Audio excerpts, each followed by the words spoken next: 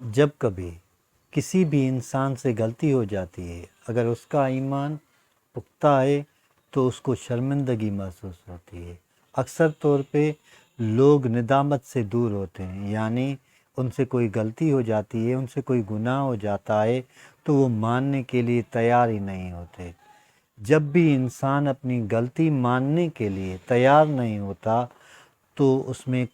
کسی قسم کی تبدیلی نہیں آتی۔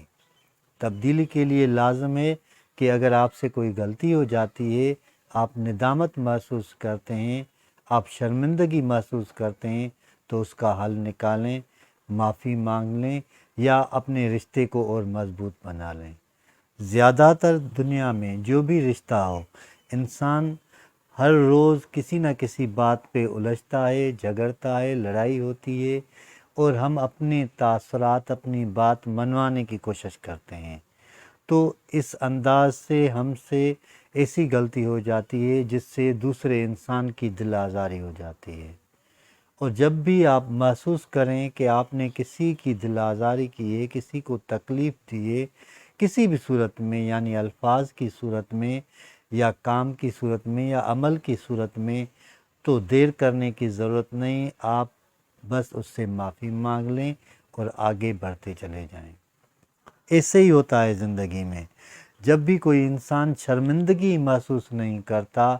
تو اس کا دل پتھر کا ہو جاتا ہے، یعنی آہستہ آہستہ اس کا ایمان کمزور ہو جاتا ہے، اور جب ایمان کمزور ہو جاتا ہے تو انسان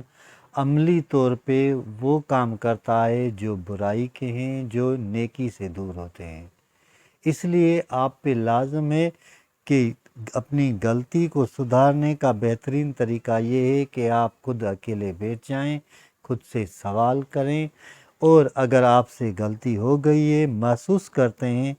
کیونکہ ہمارے اندر ہمارا ضمیر موجود ہوتا ہے جو ہمیں ہر بات بتاتا رہتا ہے۔ شرمندگی محسوس ہونے کے بعد معافی مانگ لیں اور خود بھی پرسکون ہو جائیں اور اوروں کو بھی پرسکون رکھیں۔